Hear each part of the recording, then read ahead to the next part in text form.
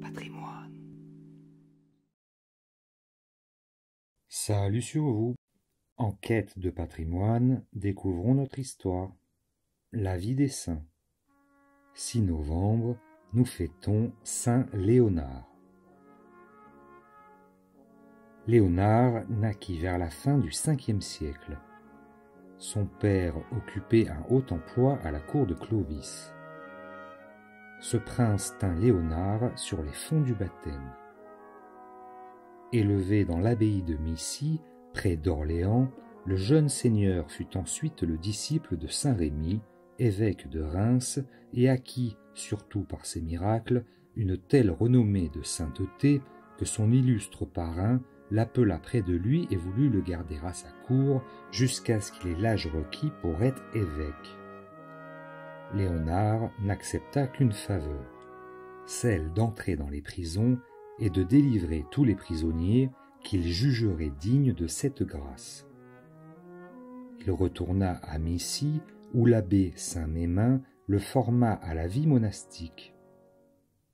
Ensuite, Léonard passa dans l'Aquitaine. Arrivé à la forêt de Pauvin, près de Limoges, il bâtit sur une montagne des bords escarpés de la Vienne un petit ermitage où il vécut ignoré.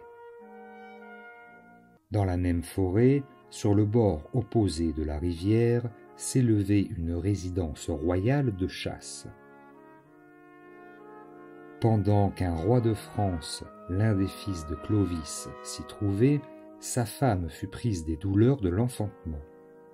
Son état devint si grave qu'on désespérait de la sauver.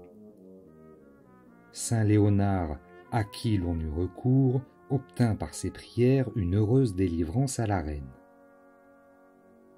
Pénétré de gratitude, le roi offrit les plus riches présents au saint ermite. Celui-ci se contenta d'une partie de la forêt de Pauvin qu'il nomma depuis Nobloc, terre noble. Il y fit bâtir sur le haut de la montagne, en l'honneur de la Sainte Vierge, une chapelle sous le nom de Notre-Dame sous les arbres, et il y érigea, du côté gauche, un autel sous le vocable de saint Rémy, son cher maître. Il établit des prisonniers qu'il avait délivrés pour cultiver cette contrée.